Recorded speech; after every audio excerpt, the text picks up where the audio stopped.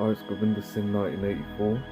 I was raised a Sikh, and when we were little, we were told to recite the 10 Gurus' names and do the Japji Sahib. And we were taught that the name for God was Vaheguru. Now, as I've grown older, as you can tell by my blogs, I am a universal spiritualist and evolutionist, and I learn and like to learn about many civilizations, many cultures throughout the world, the ancient world. And when I learn something that I believe is positive, I'll recite it, I'll light a candle, or I'll light some incense, and I'll meditate. But I also still continue and do Sikh meditation, but I do it in a very unique, different way. I don't do it in the orthodox way or the traditional way. I do it in the way that my perception perceives the mantra and the way I feel comfortable doing it. And so, for example, in the Gurdwara they say Satnam Vaheguru, Satnam Vaheguru. I personally have realized that the Japji Sahib we say Ik Onkar Satnam. So the eternal name, the true name is Onkar. Now Onkar is more commonly known as Om.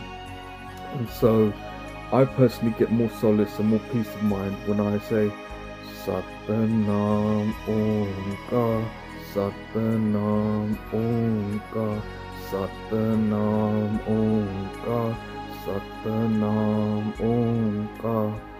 And the way I do my Japji Sahib, I do it in two ways. The first way, the more common way I do my Satnam meditation, is I say Onkar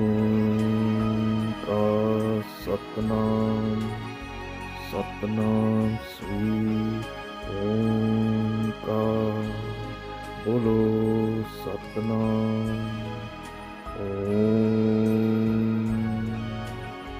Onkar Satnam, Satnam Sri Onkar, Bolo Satnam Om.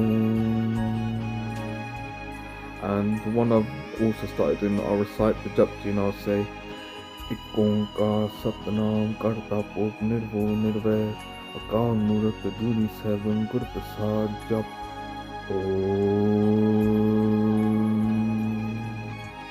Ik Onkar Satnam Karta Purk Nirvo Nirvair Akal Murat Juni Seven Gur Prasad Jap Om.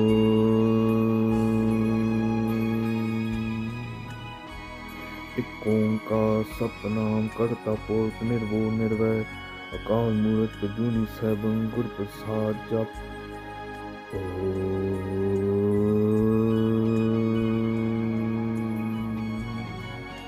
Ik Onkar Satnam Karta Purk Nirvo Nirvair Akal Murat Juni Seven Gur Prasad Jap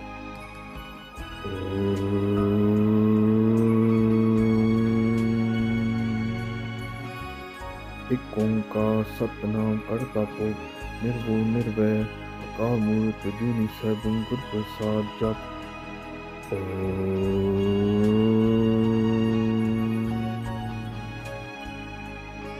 Now, that's how I personally get peace of mind.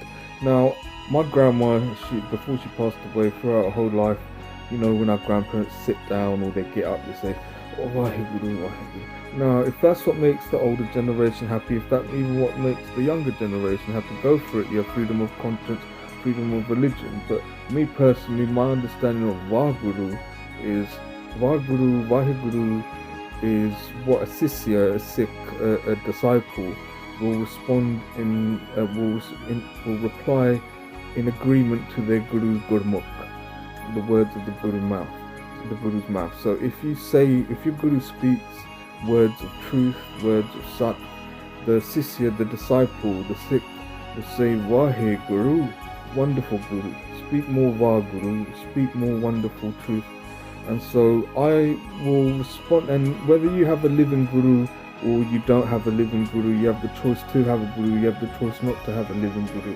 So for example, if you only consider the Guru Granth Sahib as your final Guru, you may be reading some Bunny, you may be reading a verse from the Guru Granth Sahib, and just in response to the Gurmukh from the Guru Granth Sahib, you will reply Vaheguru, Vaheguru, wonderful Guru. You agree with what you're reading, and but my personal understanding, my perception is the name that we should be meditating. Vaheguru is what we will respond in response, in agreement with the Guru's words. Wonderful Guru, speak more wonderful words. Vaheguru. But the name that I personally understand, that makes me feel comfortable to meditate at all times and consciously be aware of, is Onkar. Onkar Satnam. And that's the very start of all the prayers. Ik Onkar Satnam. So I personally spend more emphasis in my meditation of focusing my Atma on the Satnam, and that's Onkar. So that's why when I say the Japji Ik Onkar Satnam and I say Jap, I think it's better if the whole Sangha at that moment when you hear Jap, the whole congregation, the whole Sangha together reply Om, because that's chanting of the holy name, and Jap means chanting of the holy name, and at the start it says Onkar Satnam, and that's the holy name. So you're going to have those radicals, the far right, who are going to be, oh, he's trying to Hinduization of Sikhism, he's ruining it, who does he think he is? And it's not Hinduization whatsoever, because in Buddhism they say Om Mani Padme Hum. Now Om in Buddhism, it's not considered a creator or creator god. It's considered a sacred vibration that simply is. It's just a vibration that is, and it's very sacred.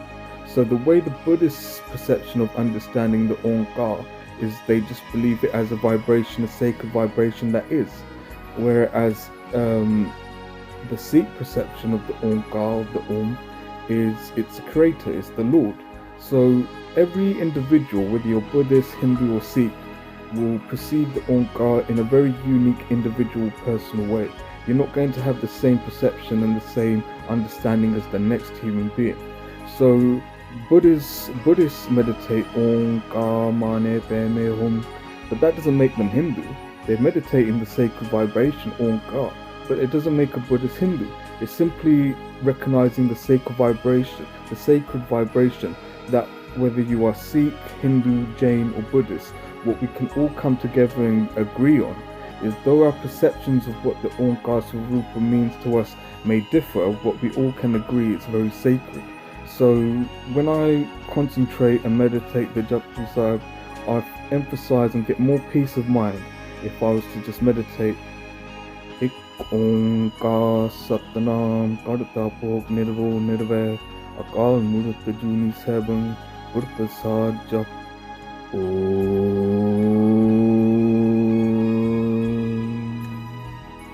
So yeah, it's an odd morning or odd afternoon. I was just feeling very spiritual and I wanted to share my, just wanted to share that. So if you agree, that's good. If you don't, piss off. No, I mean.